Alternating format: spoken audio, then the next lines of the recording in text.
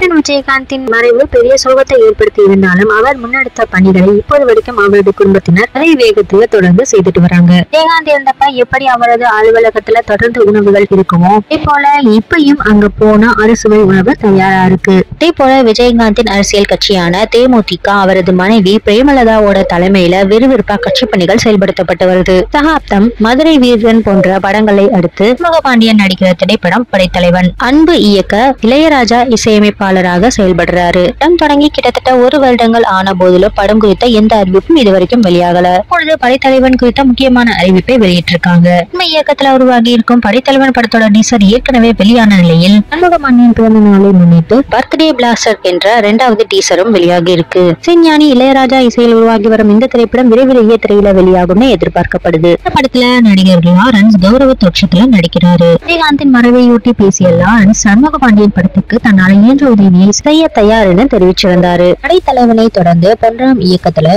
சண்முகபாண்டியன் இனி இடைவெளி இல்லாம படங்கள்ல நடிக்கிறதாக முடிவெடுத்திருக்காரு. சூப்பர் ஸ்டாரும் தன்னோட வாழ்த்துக்களை விஜயகாந்த் மகனுக்கு தெரிவிச்சிருக்காரு. இந்த படங்கள்ல ரஜினியும் ஸ்ட்ரோல்ல நடிக்கிறேன்னு சொன்னதாக தெரிய வந்திருக்கு.